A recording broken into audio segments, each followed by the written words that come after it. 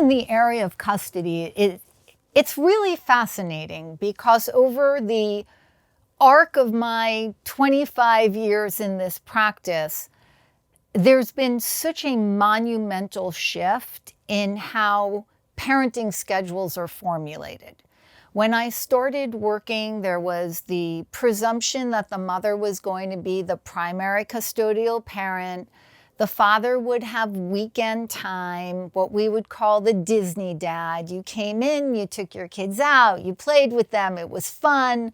The kids came home on a sugar high with balloons and presents, and that was the dad's time. And we called it visitation because it was just this one glorious visit.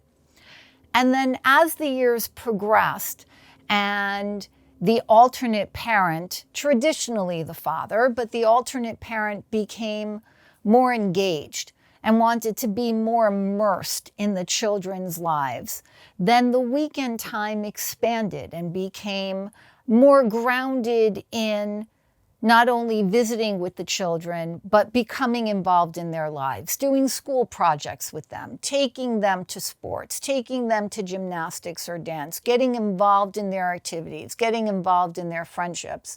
And that also came with time during the week, first dinners and then overnights, so that the alternate parent became very enmeshed in the children's lives. And that progressed in terms of thought to where we are now, where a lot of judges will tell you on day one that they walk into any case involving children with the presumption that the parties can have, if they choose and they have the ability to schedule it, 50-50 parenting. There's absolutely going to be weekend time. There's absolutely going to be time during the week. And because that is now the presumption, the trend that I'm starting to see in custody cases is creativity. Parents don't have to fight for time anymore. It's not about quantity at this point. It's become about quality. Parents will look at the children and say, which one of us as parents are better with homework? Which one of us has more time during the weekend to be flexible with transportation?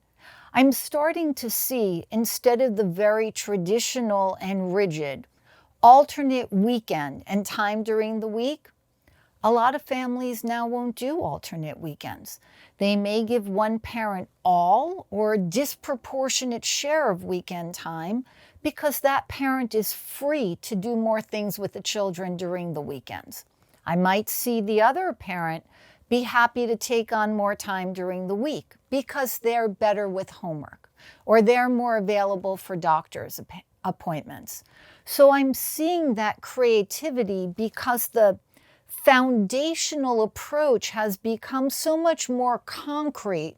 You don't have to fight for those hours anymore. And now that there's this certainty that the time will be distributed fairly, parents can distribute that time in a way that's far more oriented to the children's personalities and to their strengths as parents, as opposed to the old-fashioned every other weekend and let's check off Wednesday night as our overnight during the week.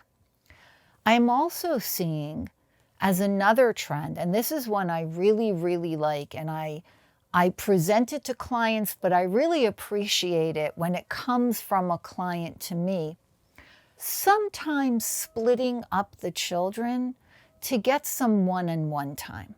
So again, the traditional approach was you always get the children as a group.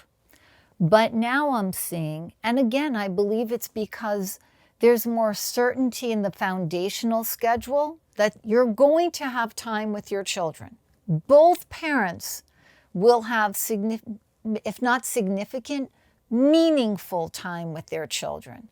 And once there's an assurance of that, and you look at the children and say, now what will benefit them? Sometimes what benefits children is splitting them up and father will have one-on-one time with one child, or maybe 2 of 3 children who are closer in age. So you get to service those children's interests instead of having a group of children climbing over you because they want your attention in that moment, because time with parents are always split post-divorce. So to a child, every moment with either parent becomes so much more precious, because by the nature of divorce, that time has been lessened. But when you can manage to create some one-on-one time, there's no frenetic nature of I must take.